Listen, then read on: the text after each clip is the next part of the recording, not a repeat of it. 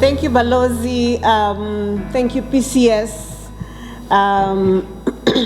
colleagues, excellencies, ambassadors.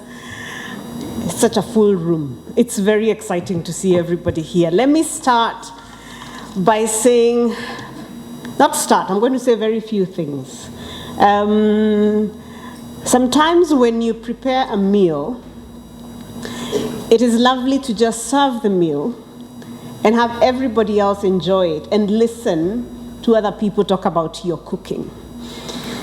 That was a very, very Kenyan wife sort of comment that I made. But I want to recognize the presence of my dear brother, PS Joel Arumanyang.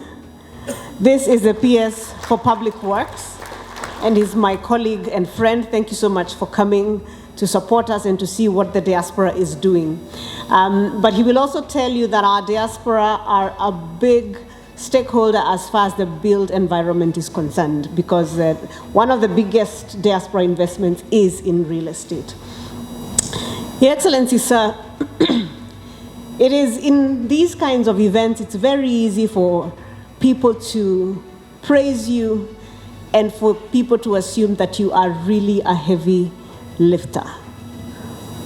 The work that we have done has been done by fantastic officers who have, as the kids say, understood the assignment, and they worked hard. Allow me to recognize our team at the State Department for Diaspora Affairs, who are a team I am singularly proud to lead, because they work hard and they have understood the assignment. And if you look around, they're probably the ones wearing Ankara, because it's just how we roll. I'm also told that's a very old way of saying things. So thank you so much. Well done, colleagues. Allow me to recognize in a really special way members of our diaspora. If you are home for a little bit and you're a member of the Kenyan diaspora, please stand. Please stand for us to recognize you.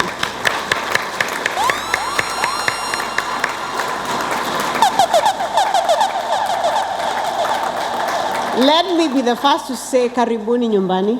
It is fantastic to have you guys here. And to see what you've done. It's expensive to come home. That you've taken time off from the things that you usually do. We recognize you, we appreciate you, we see you, and this policy and the work that we do here is for you. But I also want you to look around, diasporians, and see all of the people at home. I can see some of you are still seated, and I recognize diaspora faces who are seated. I can see you. I know you. Please, I know you. I want you to look around and see at home how many people care about your issues, are rooting for you, and are here to celebrate your policy even if you are not going to be here. So you are not standing alone. You actually have people at home who love and care for you. Thank you. I want to say 3 things, and then I will leave my waziri to come and tell us exciting things about where we're going to go. This policy that Ambassador Helen Gishuhi has taken us through is a government statement of intention. We are saying this is who we think our diaspora are. These are the things we want to do for our diaspora. These are the things we want to do with our diaspora. And this is where we want them to take us. It is also a commitment on our part to say that for us to say we have a prosperous diaspora, we have an engaged diaspora for a prosperous nation, what do we as the government and the people of Kenya have to do for those of us who live and work and study abroad? You've probably seen this house, we call it the Diaspora House, in a lot of our things, because it really is the unifying framework for how we work. we truly do believe that it starts with protecting the welfare and rights of Kenyans. So we protect, we engage, we empower, we prosper, always in that order. So this policy unpacks how do we intend to do that? What are the ways in which we are going to protect Kenyans now and over the next 20, 30, 40 years? In what ways are we going to engage them? In what ways are we going to empower our Kenyans in the diaspora, and in what ways are we going to ensure they prosper?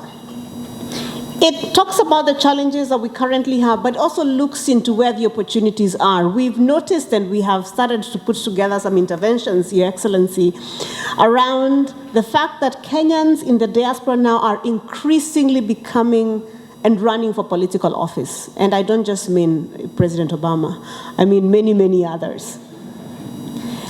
And that is a new area of engagement for us. And what are we going to do then with these people as they go into these spaces? So the policy is our statement of intent. The policy is also the document that we say hold us accountable against. But in many ways, the policy is also the story that we tell ourselves of who we are. We are saying as a government and as a people, this is who we are because this is who our diaspora are. And this is how we are going to behave. This is how we are going to respond to. This is how we are going to deal with our people because this is who we are. When you read the document, you will find beyond the many consultative processes that Ambassador Helen spoke about, you will find, if you are the High Commissioner of Ghana to Kenya, you will find elements that you find familiar. If you are the Irish ambassador to Kenya, there are elements that you're going to find familiar. If you are yes, and I know Stephen Jackson is going to particularly be excited about that, particularly because your Minister for Diaspora is currently in Kenya. Yes. What do I mean? If you are the High Commissioner of India to Kenya, you're going to find elements that you find familiar. Why? We are a learning department. We have looked around and said, there are others who might have gone before us that have done some things right. If you are, my dear friend, the ambassador from the Philippines, I know you are going to find certain elements that are familiar because we've learned from what others have gone ahead of us and done. But we also know that every country has its own diaspora story because every migration journey is completely different.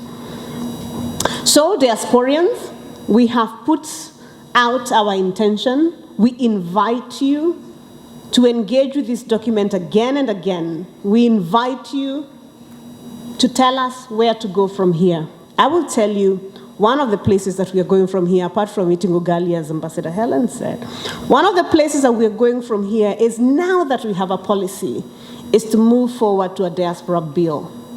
Because this document sets up the framework for us now to create a law that puts together all the protections and administrative processes for our diaspora, including giving energy and impetus to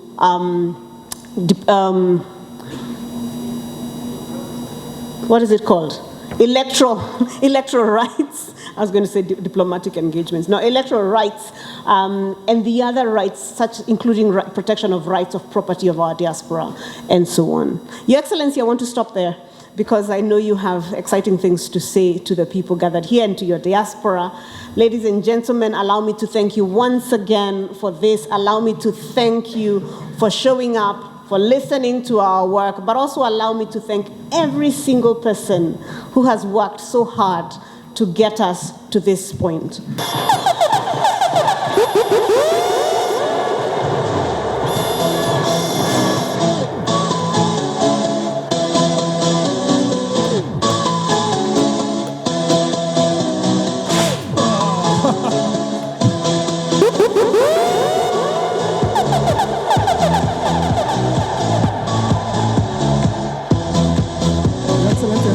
to move into nearer where I hope there's no other photo. Mheshimiwa Bingia, let's have you on this side.